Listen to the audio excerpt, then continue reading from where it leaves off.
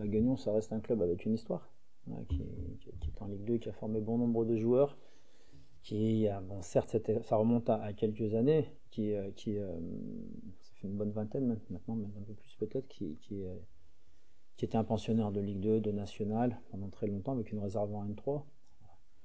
Aujourd'hui, c'est un club c'est les Forgerons, ils ont encore cette âme. L'âme, elle existe toujours, elle existera à vie, parce qu'on ne peut pas effacer l'histoire. Donc par rapport à ça, il faut respecter l'adversaire, c'est la première des choses, et c'est un adversaire qui est déterminé, alors qu'il traverse en ce moment une période un petit peu mouvementée, avec des explications, je pense, parce qu'ils sont passés d'un groupe, on va dire, régional pour eux, et d'un coup, ils ont basculé sur la poule parisienne. Donc quand tu bascules sur la poule parisienne, tu sais très bien que c'est compliqué dans le championnat derrière, donc ils sont sur une phase d'apprentissage en championnat, et je pense que malgré tout, même si c'est un peu compliqué pour eux, ils prennent pas des volets à tous les matchs.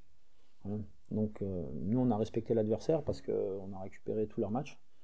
On a fait autant pour les autres adversaires, on n'avait pas eu de vidéos, autant là on a récupéré toutes les vidéos, et on l'a préparé comme un match de championnat très normalement, quoi. Donc on a bossé dessus, quoi, toute la semaine, et on sait que ça va être compliqué parce que c'est toute une région, tout un club qui attend un petit peu ce petit coup d'élan qui leur permettra peut-être de rebondir en championnat. J'ai lu les déclarations du président, et à nous d'être méfiants, confiants mais méfiants. Voilà. Il faut être confiant parce qu'on est Sochaux, mais méfiant, parce que je connais aussi très bien la Coupe de France et son lot de surprises. Donc c'est à nous de sortir le meilleur match possible.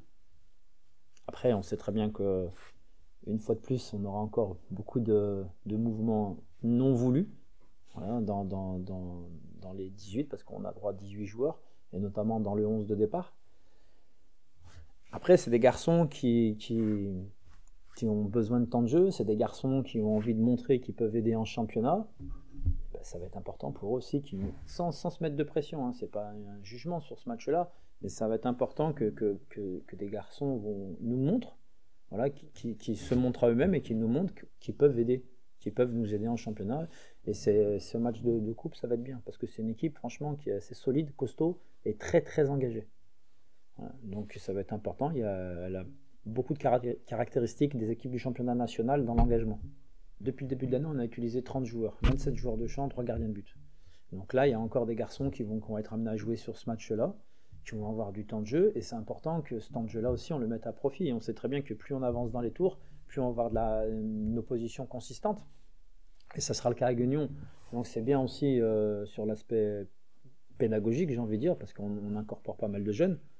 Et ces jeunes-là, ben c'est bien, voilà, être dans le championnat N3 chez nous, c'est une chose, mais aller se frotter à des équipes d'un autre championnat N3, c'est important à mes yeux.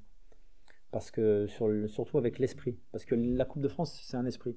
Et cet esprit-là, c'est important que les jeunes ils l'ont. On a parfois des jeunes qui ont de la qualité, mais il leur manque un petit peu l'œil du tigre. Aujourd'hui, il sait qu'il faut marquer des points. Voilà, il faut marquer des points. Il y a une concurrence qui est plutôt saine. On l'a bien vu sur les derniers matchs. Ça serait bien qu'on puisse, voilà, sur les derniers matchs, quand tu as Fatar, Macalou et Corentin Jean qui font à chaque fois 90 minutes, ça serait bien peut-être qu'à un moment donné, ceux qui poussent derrière nous permettent de les sortir peut-être à la 70e ou à la 60e, et qui viennent un petit peu bousculer un petit peu la hiérarchie. Et sur ce type de match, c'est vraiment le message que j'ai envie d'envoyer aussi aux jeunes. Alors voilà, montrez-moi que vous pouvez bousculer, vous pouvez, voilà, on peut bousculer un peu les choses. Et c'est important dans la concurrence. Il y a une concurrence qui est saine, mais il faut qu'elle devienne encore un peu plus tranchante.